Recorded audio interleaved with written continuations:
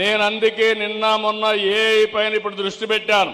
First time దేశంలోనే quantum valley పేరు పెట్టి క్వాంటమ్ వ్యాలీకి శ్రీకారం చుట్టాను. క్వాంటమ్ కంప్యూటింగ్కి ఐబిఎం, టీసీఎస్, ఎల్ఎన్టీ ముగ్గురు కలిసి చేస్తున్నారు.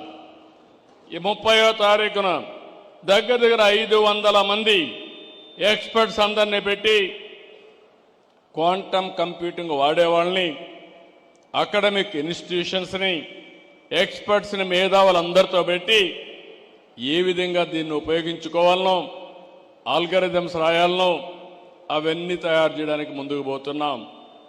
అందుకే నేను ఒక మాట మీతో చెప్పాను.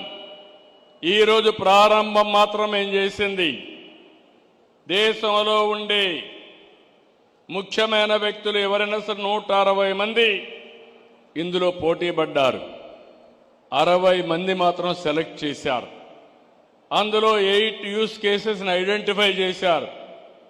ఇప్పుడే ఇక్కడ చూస్తే గవర్నమెంట్ ఆఫ్ ఇండియా తరఫున ఇండియా ఏ అసోసియేషన్ కూడా ఇక్కడికి వచ్చారు. ఈ organisation ministry of information technology and electronics తరఫున పనిచేస్తుంది. వాళ్ళతో కూడా నేను మాట్లాడాను. ప్రైవేటు వ్యక్తులు వచ్చారు, వాళ్ళతో కూడా మాట్లాడాను. ఈరోజు మనం అందరం కూడా ఆలోచించేది బిగినింగ్లో ఉన్నాం. నా లెక్క ప్రకారం ఏ అంటే 95-96లో ఐటీ అంటే ఎట్లా మాట్లాడుతున్నారో ఇప్పుడు ఏ అంటే అదే విధంగా మాట్లాడుతున్నారు. కానీ నేను ఆలోచించేది ప్రపంచానికే భారతదేశం నాయకత్వం ఇస్తుంది.